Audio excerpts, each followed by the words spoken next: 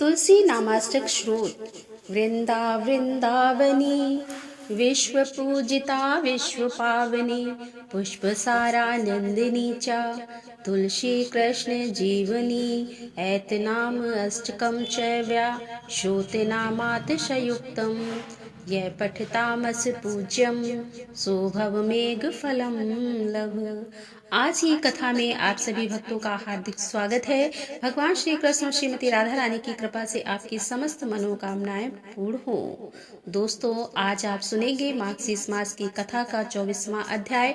और अगर आप बृहस्पतिवार का व्रत धारण करते हैं तो बृहस्पतिवार व्रत की कथा की वीडियो भी चैनल पर अपलोड हो चुकी है। आप लोग चाहें तो उसे भी सुन सकते हैं। और अब भगवान जगन्नाथ जी का ध्यान करके आज की इस पावन और परम कल्याणकारी कथा का श्रवण करते हैं। नारद जी ने कहा कि हे राजन, सावधान होकर सुनो। मैं भगवान विष्णु की सनातन भक्ति का सामान्य और विशेष रूप से वर्णन करता हूँ। गुणों के भेद से भक्ति के 3 भेद हैं, सात्विकी, राजसी और तामसी। इनके अतिरिक्त एक चौथी भक्ति भी है जो निर्गुणा मानी गई है। हे राजन, जो लोग काम और क्रोध के वशीभूत हैं और प्रत्यक्ष अर्थात इस जगत के सिवा और किसी पर लोक आदि की ओर दृष्टि नहीं रखते, वे अपने को लाभ और दूसरों को हानि पहुंचाने के लिए जो भजन करते हैं, उनकी वह भक्ति तामसी कही गई है। अधिक यश की प्राप्ति के लिए अथवा दूसरे की स्पर्धा, लाग और डांट से प्रसंग वश परलोक के लिए भी जो भक्ति होती है, वह राजसी मानी गई है। पारलौकिक लाभ को स्थायी समझकर और गोलोक के समस्त पदार्थों को नश्वर देखकर अपने वर्ण तथा आश्रम के धर्मों का परित्याग न करते हुए आत्मज्ञान के लिए जो भक्ति की जाती है, वह सात्विकी है। यह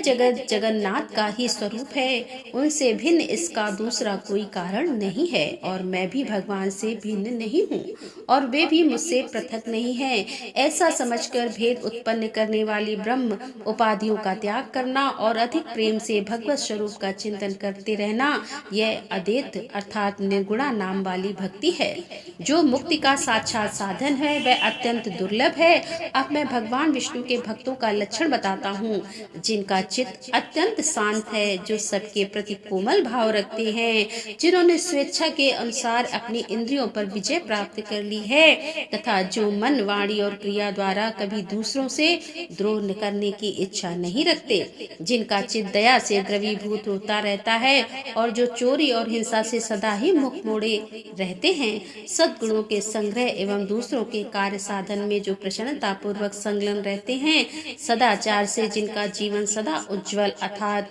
निष्कलंक बना रहता है, जो दूसरों के उत्सव को अपना उत्सव मानते हैं, सब प्राणियों के भीतर भगवान वासुदेव को विराजमान देखकर कभी किसी से ईर्ष्या द्वेष नहीं रखते, दीनों पर दया करना जिनका स्वभाव बन गया है और जो सदा परहित साधन की ही इच्छा रखते हैं। अविवेकी मनुष्यों का विशद में जैसा प्रेम होता है, उससे 100 कोटि गुनी अधिक प्रीति का विस्तार है। वे भगवान श्री हरि के प्रति रखते हैं। नित्य कर्तव्य बुद्धि से विष्णु स्वरूप शंकर आदि देवताओं का भक्ति पूर्वक पूजन और ध्यान करते हैं। पितरों में भगवान विष्णु की ही बुद्धि रखते हैं। भगवान विष्णु से भिन्न दूसरी किसी वस्तु को नहीं देखते। समाज और व्यष्टि सब भगवान के ही स्वरूप हैं। भगवान जगत से भिन्न होकर भी भिन्न नहीं हैं। हे भगवान जगन्नाथ, मैं आपका दास हूँ और आपके स्वरूप में भी मैं हूँ, आपसे पृथक कदापि नहीं हूँ।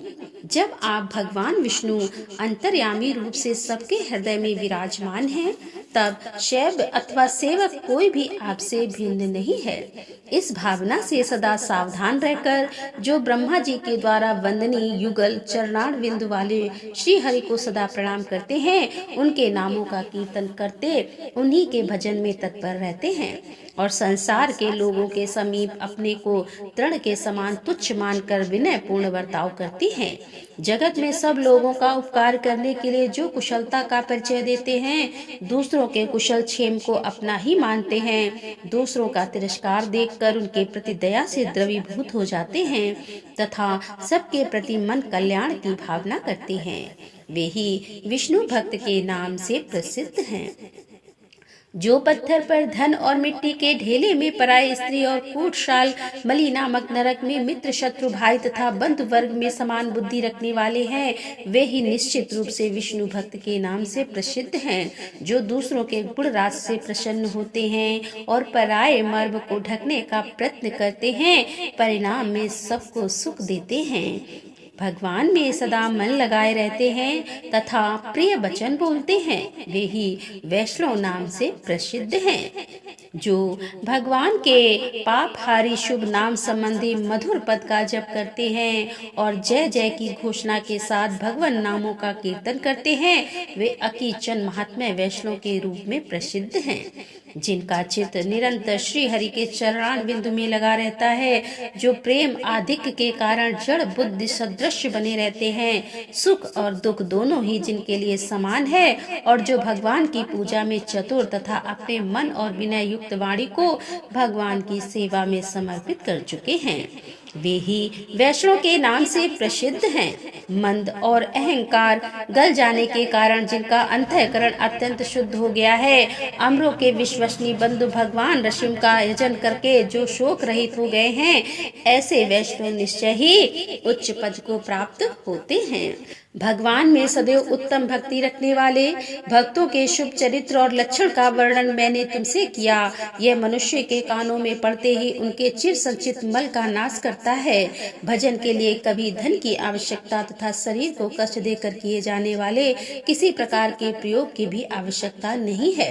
मृदुल एवं मंद स्वर से वाणी के द्वारा बस भगवान के नामों का कीर्तन होता रहे, तो मैं इसी को भजन मानता हूँ। तुम्हारे मन में भगवान के दास भाव का ही चिंतन होना चाहिए, किंतु जो मनुष्यों के शुभ आचरण से भी द्वेष करते हैं और स्वयं अपने चित्त को दुराचार में ही बांधे रखते हैं, बड़े भारी अमंगल को पाक के भी निश्चित रहते हैं और सदा ऐश्वर्य तथा विषय भोग के रस में ही सुख का अनुभव करते हैं, वे मनुष्य वैष्णव नहीं है, वे तो बहुत ही निम्न श्रेणी के मनुष्य हैं।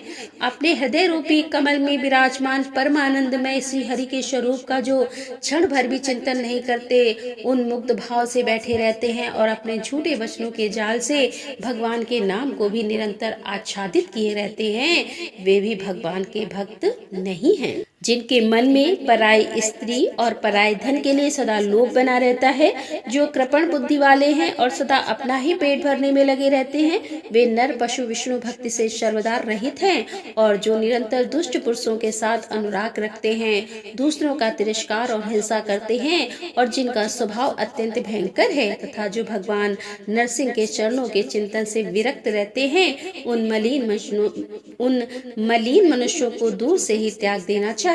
जमनी जी कहते हैं कि ब्रह्मपुत्र देवर्षि नारद से इस प्रकार उत्तम भगवत भक्ति का वर्णन सुनकर राजा इंद्रदुम्न बहुत प्रसन्न हुए और इस प्रकार बोले कि हे भगवान विद्वान पुरुषों ने मुझे बताया था कि साधु पुरुषों का संग संसार रूपी रूप का नाश करने वाला है। ऐसा साधु संग मुझे इसी समय प्राप्त हुआ है।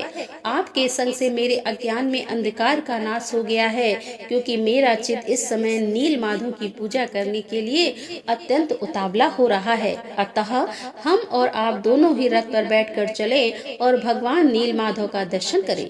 यदि आपके मुख से पुरुषोत्तम क्षेत्र के तीर्थों का ज्ञान प्राप्त कर सकूं, तो पहले के कहे हुए महात्माओं के वचन भी सफल हो जाएं।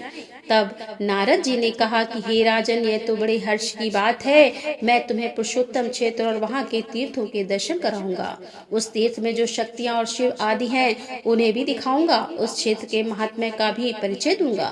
तुम वहाँ भक्तों को आत्मसमर्पण करने वाले देवेश्वर भगवान जगन्नाथ का साक्षात दर्शन करोगे। इस प्रकार वार्तालाप करके दोनों ने प्रसन्नता पूर्वक दिन का कृत्य समाप्त किया और ज्येष्ठ शुक्ल पंचमी बुधवार को पुष्प नक्षत्र में उत्तम लग्न आने पर यात्रा अनुकूल होगी, ऐसा निर्णय करके दोनों ने रात के समय एक ही स्थान पर शयन किया। फिर सवेरा होने पर नृपश्रेष्ठ इंद्रदुम्न ने भाइयों सहित नीलांचल पर जाने के विषय में अपने राज्य में यह घोषणा कराई कि हम लोग जीवन पर्यंत पुरुषोत्तम क्षेत्र में निवास करेंगे। राजा लोग अपनी रानियों परिक समेत रथ, हाथी, घोड़ा, खजाना और पैदल सेना लेकर वहां चले। इस प्रकार आज्ञा देकर राजा इंद्रदुम्न अपने आगे खड़े हुए नारद मुनि की परिक्रमा करके छड़ीदार सिपाहियों से घिरे हुए मध्य द्वार पर आए और उनके आगे आगे अग्निहोत्र की अग्नि ले जा रही थी। वहां उन्होंने अपने दाहिनी ओर ब्राह्मणों को खड़े हुए देखा जो मांगल्य सूक्त का पाठ कर रहे थे। राजा ने भक्त से विनीत होकर वस्त्र, आभूषण, माला, सुगंध और अनुलेखन के द्वारा उन ब्राह्मणों का पूजन किया। इसी समय एक ही साथ सैकड़ों शंख बज उठे। उनके साथ और भी बहुत से बाजों को तो मूल ध्वनि महाराज ने सुनी।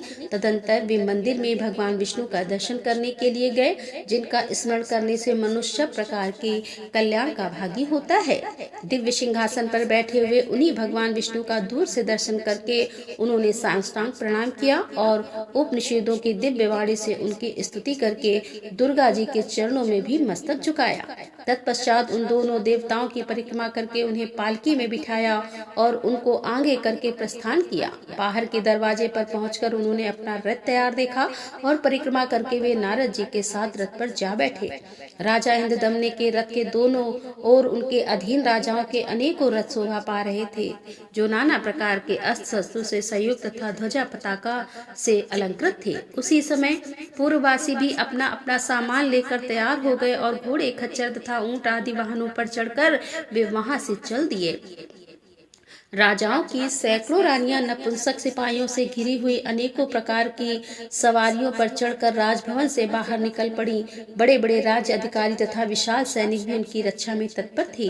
राजा के सामंत, मंत्री, सेवक, पुरोहित, ऋत्विक तथा राज्य के व्यक्तिगत सेवक भी सब प्रकार के उपयोगी सामान साथ लेकर चले।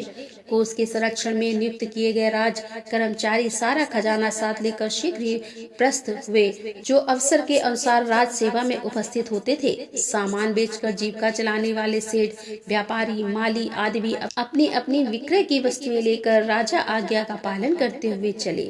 जिसके लिए जो मार्ग सीधा प्रतीत हुआ वह उसी से गया। नीलांचल पर पहुंचाने वाले कठिन से कठिन मार्ग के द्वारा भी लोगों ने यात्रा की। महाराज इंद्र तुम समस्त पूर्वास्त्रियों तथा हर्ष से भरी हुई चतुरंग सेना से घिरे हुए थे। जंगल का रास्ता जानने वाले पुरुष जो मार्ग बतलाते उसी से राजा यात्रा करते थे। मांग के दोनों ओर आने वाले देशों और वनों को देखते हुए वे बड़ी शीघ्रता से यात्रा कर रहे थे। महानदी के तट पर जहाँ बहुत कम वृक्ष थे तथा पर्वतीय गुफाओं के कारण जो स्थान बहुत प्रसिद्ध था, वहाँ उन्होंने अपरांत काल का आवश्यक कृत्य करने के लिए अपनी सेना का पड़ाव डाला। फिर अपने पुरोहित के साथ नदी के जल में उतरे और स्नान करके देवताओं तथा पितरों का तर्पण किया। तत्पश्चात विधि पूर्वक भगवान विष्णु की पूजा करके नारद जी के साथ बैठकर भोजन किया। जब सूर्य अस्ताचल के शिखर पर पहुंचे तब सायंकाल की उपासना पूरी करके राजसभा में बैठे। उस समय उन्होंने श्रेष्ठ वैष्णव का चंदन माला और तांबुल से पूजन किया। तदंतर भगवान के सर्व पापहारी चरित्र का श्रवण करने के लिए सिंहासन पर बैठे हुए मुनिवर नारद जी से राजा ने इस प्रकार से कहा कि हे भगवान, आप वेद और वेदांत की निधि हैं और भगवान के प्रिय भक्त हैं। यदि मुझ पर आपकी कृपा हो तो भगवान विष्णु की लीला कथा रूपी सुधा से मेरे मलिन अंतःकरण को शुद्ध कीजिए। देव ऋषि नारद तथा राजा इंद्रदमन ने इस प्रकार की बात चल रही थी कि द्वारपाल ने समीप आकर सूचना दी कि हे महाराज, उत्कल देश के राजा आपके द्वार पर उपस्थित हैं और श्रीमान के चरणार बिंदु का दर्शन करना चाहते हैं। तब राजा बोले, श्रीमान, ओट नरेश को शीघ्र ही भीतर ले आओ। उनका दर्शन करके हम सब लोग पाप रहित हो जाएंगे। महाराज का यह वचन सुनकर द्वारपाल ने शीघ्र ही राजसभा में उत्कल नरेश का प्रवेश कराया। फिर अपने वैष्णव मंत्रियों के साथ राजसभा में प्रवेश करके ओट देश के राजा ने इंद्रदमन के वंदनीय चरणों को सादर नमस्कार किया। तब उन वैष्णव नरेश को उठाकर महाराज इंद्रदमन ने उनका सत्कार किया और अपने आसन पर ही बिठाकर विनय युक्त वाणी में कहा कि हे राजन, आप कुशल से तो हो ना?